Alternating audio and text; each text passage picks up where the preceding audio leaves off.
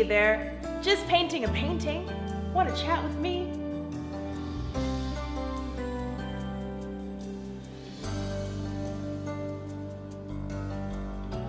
Hey guys, so I am back with another painting with Jaleesa. I know it's been a long time. I just had to get my life sorted and situated, but in the meantime though, I came up with a topic that I thought was very relevant to my life and how I'm feeling right now, and it's basically like finding yourself. So I've gone through a couple of major life transitions, and so it's been easy now for me to kind of figure out what it is that I like, what I don't like, what I tolerate, whatever.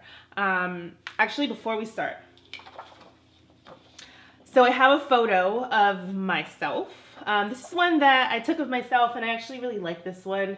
And I figured that if we're going to talk about finding ourselves, I figured why not make a portrait of myself. So I love making portraits, and I've kind of always made portraits of people, and somehow I think I haven't done a watercolor of myself, so let's have a little bit of fun. So let me start, actually, before we start, as you can see here, I have an 18 by 24 sheet of watercolor paper. It's pretty thick, has a good grain to it. I think this one might be a cold pressed paper, so it definitely has a little bit of tooth and some texture to it. What I will say is that I'm going to end up probably cropping this in, because I won't need all of this space, but we're definitely going to blow up this image. And what I mean by that is just kind of, I don't know, what's the word? It's not, I don't want to say superimpose, but I'm just going to basically take this image, enlarge it on the paper, just by hand, off sketch. And I chose this photo because this is a photo that I feel like shows a lot of strength. Sometimes it's a little bit hard for me to sometimes a little bit hard for me to show myself, if that makes sense. And I feel like this photo is me really showing who I am. It's strong. It's kind of relevant to our conversation of Black power and feminine power. And so I chose this image. So I'm basically kind of just doing a very rough sketch, trying to figure out where I'm going to be placing my features here. And as I'm painting this, or as I'm drawing, should I say, usually, sometimes I won't actually do anything too literal. I like abstraction right now. It's sort of interesting to me, but I guess with this one we'll go into a more literal self-portrait, just because I want to not have to think so much about it and talk about self. So as we talk about self, what do we know about ourselves? So usually we are kind of, what we learn at a very young age comes from our family units, comes from the people around us that are older, that teach us our ways. Okay, this is not, let me get a big, sorry, I needed a large eraser because things were happening. So I'd rather just do the features and then figure out the outline later. But what we know about ourselves, this is just a magic rub eraser. But yeah, what we basically know about ourselves is what our family units or the people who, you know, brought us up have taught us about, I guess, ourselves, if that makes sense. So basically at a young age, we're either encouraged or we're discouraged.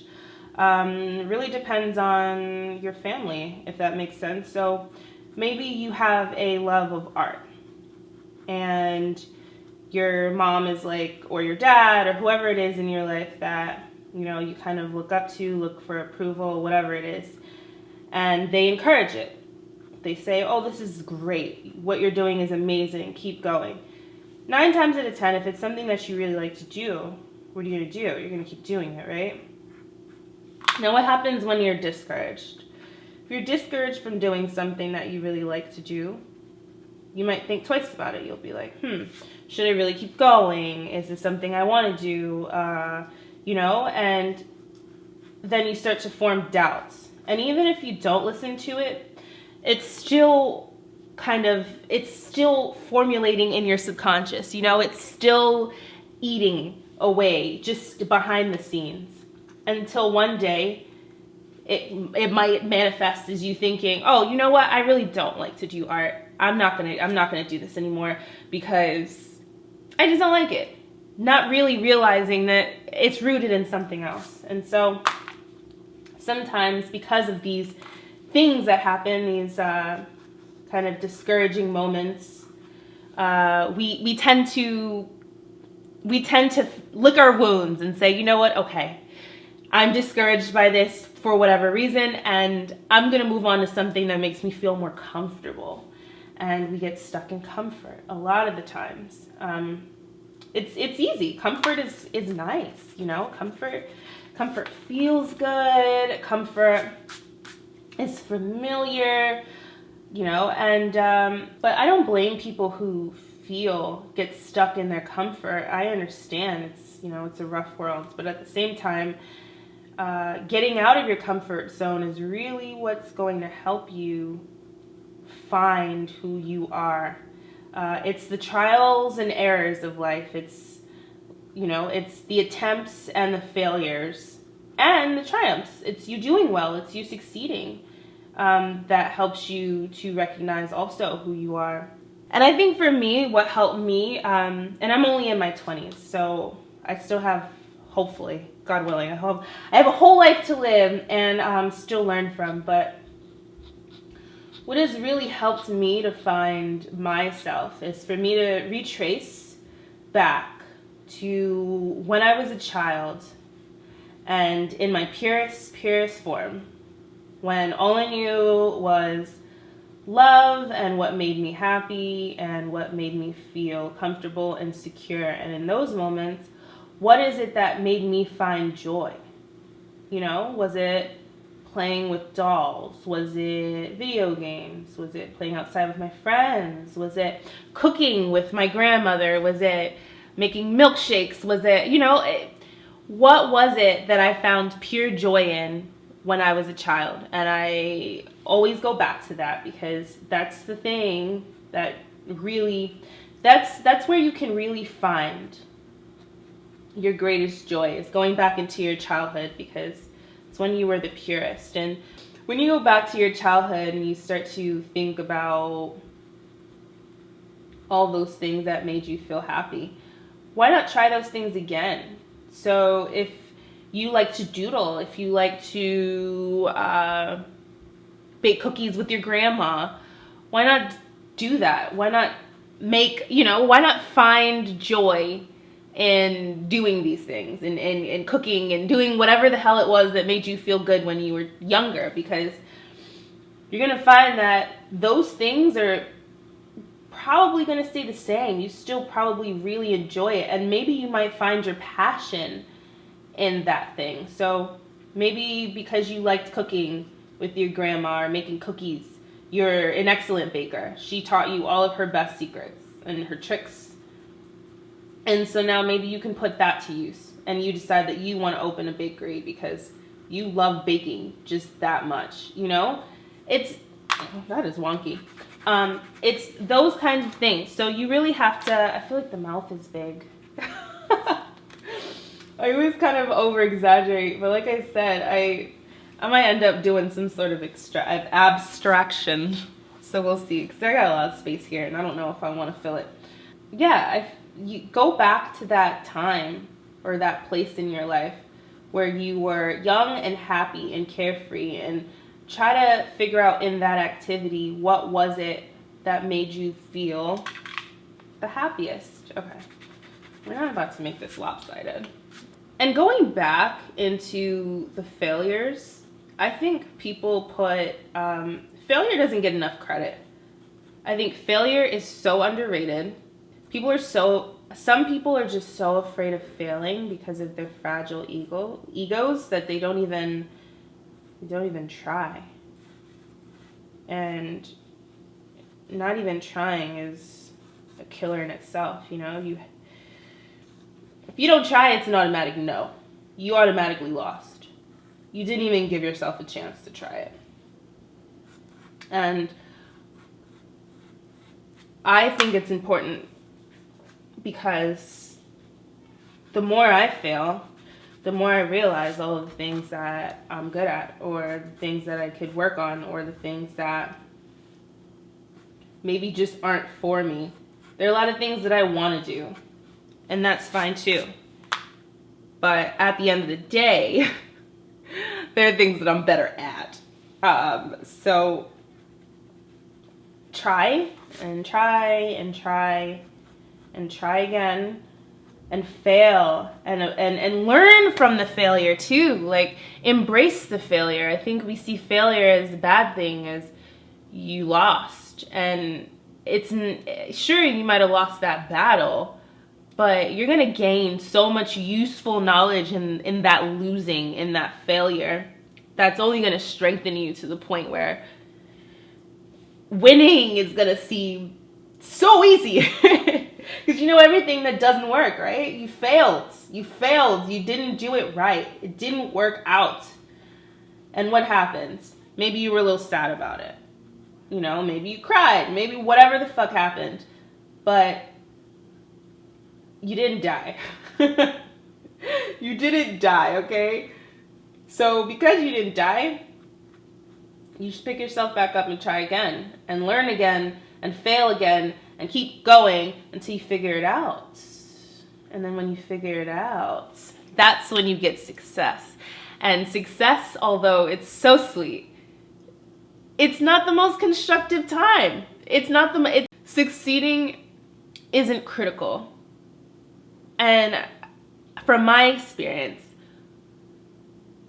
the critical times are the times that make you strongest, that help you learn the most. And so winning is great. Don't get me wrong. Love winning. Winning's fantastic. Lovely stuff, eh? But if you keep winning, there's gonna come a time when you do lose. And that pain is even more crippling than losing, you know, because you get used to losing, but winning and then losing hurts just that much more. Okay, so we have some watercolors. These are from Winsor & Newton. These are the Cotman watercolors. We also have some Grumbacher's. And then I may or may not use gouache. This is a fine gouache from Le Franc and Bourgeois. I might use some gouaches. Gouaches are very similar to kind of watercolor. You mix it with water, but they're just smoother. I don't know, a little bit more creamy, more expensive. So we'll tuck that guy away. So yeah, I'm just gonna use our plentiful watercolor. Now I'm trying to figure out how much of this I'm gonna make realistic, as in like skin colors being like skin, or do I want to go buck wild? And I think that, oh, this is hard. Let's get buck wild. So I'm gonna take burnt sienna, and this is some palette paper, a little bit burnt right there. Technically I should be using like a watercolor tray, but we're not. And then I have my little jar of water on the sides. And this brush is a 5A Artist Loft brush, that's it. So let's take some of this sienna. And I just like to add a little bit of water like that. kind of move it around. Oh, this brush has hairs. It's fine. I'm just gonna start.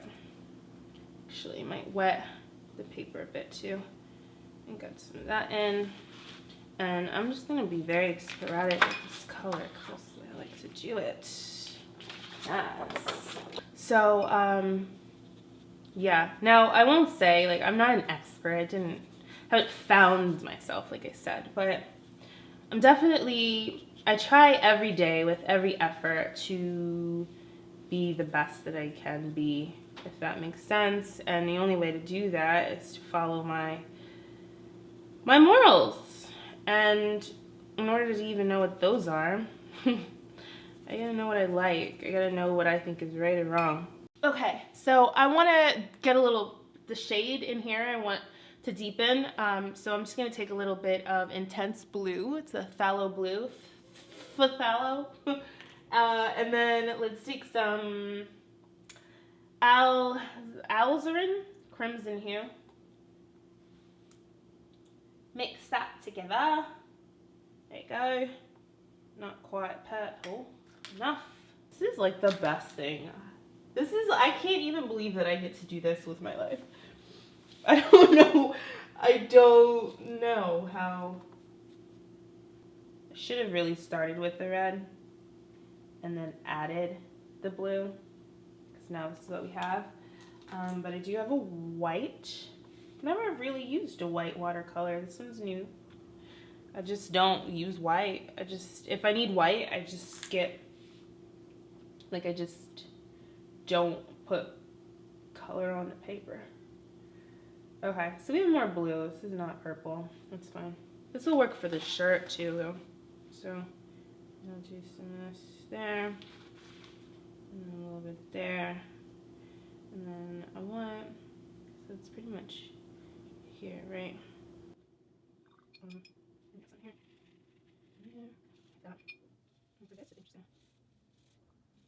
Wow, I forgot how much I love watercolor.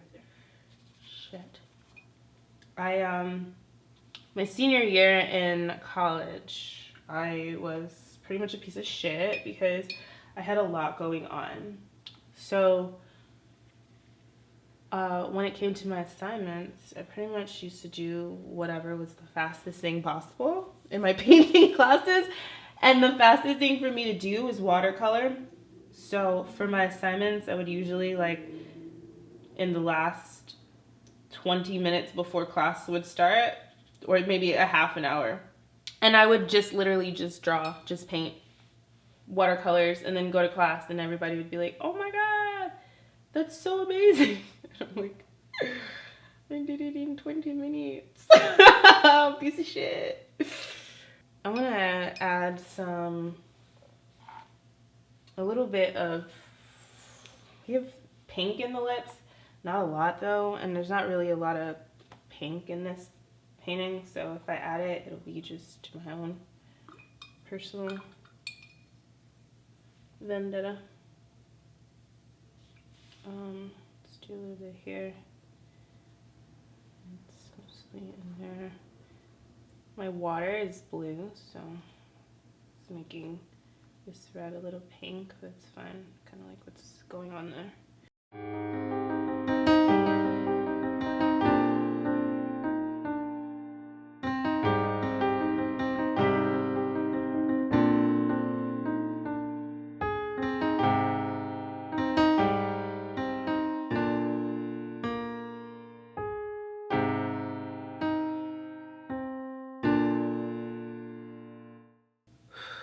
Alright, so we're getting somewhere. Let me change my water, be right back.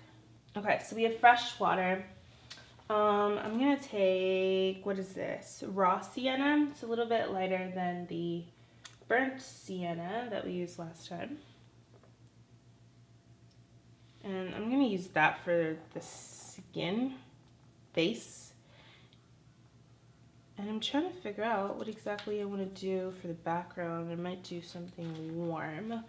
So let me just add some water, or raw sienna, and this will be essentially the base, and then I'll just add on top of it.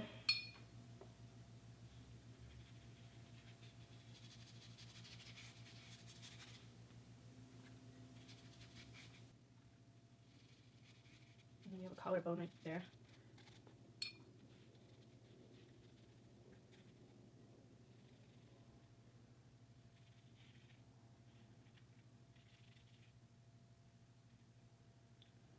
Right there.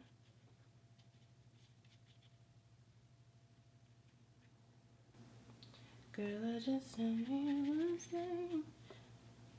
Wish I could go back in time.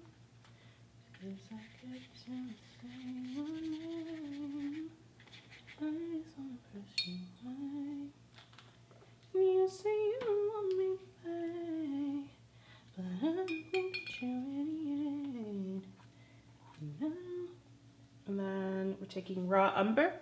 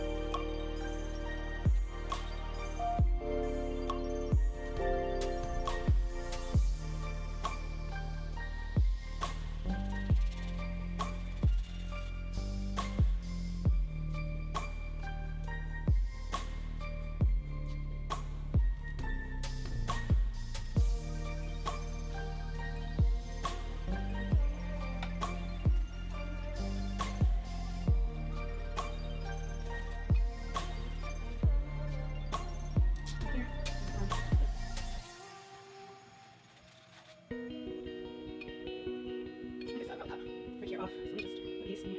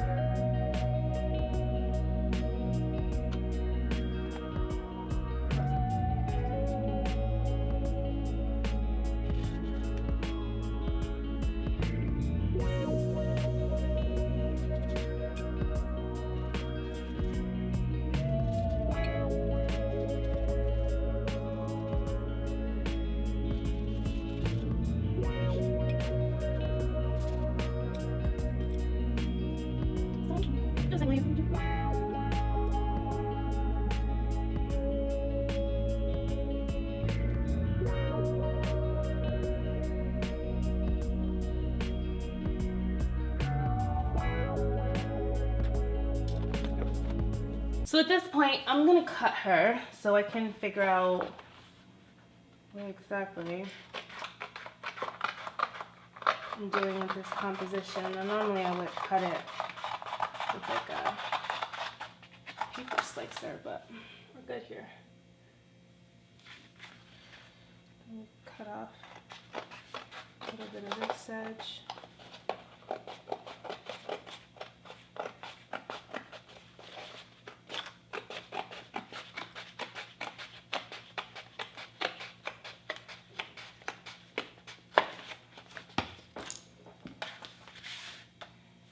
And just cut across the bottom.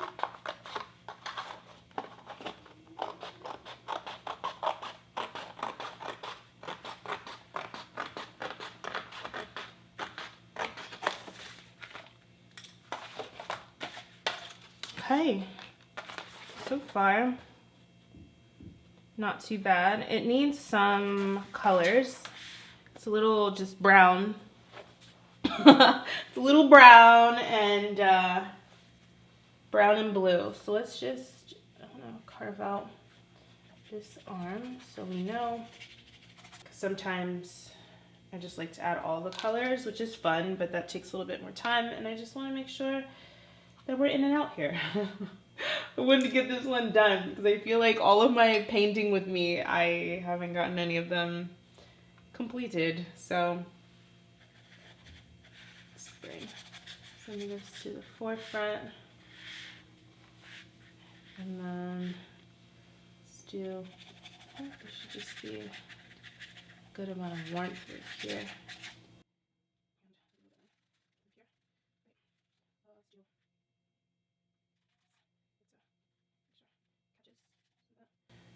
Red right in there. What is it, the edge of the frill here? Is that right there? Make sure it's not just like. There's just a little bit of. Just try to get that brown down here. Just and not like anything per se, but I want you to know. That in there. Here. Edges. Just adding the texture back into the skin.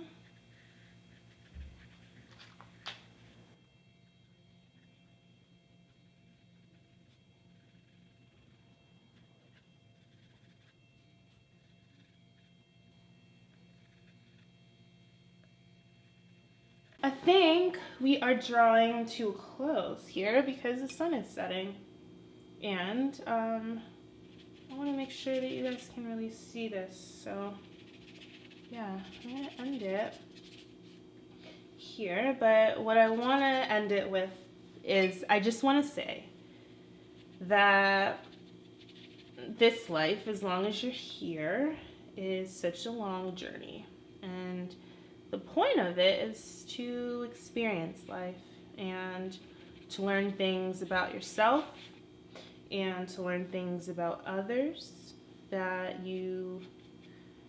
might feel uncomfortable or might not feel safe or you feel as though you might be inadequate in something or like you're not good enough. Well, I think you should try. Try your best. Oh, this should be done. Try your best. Try, fail, explore, see, conquer,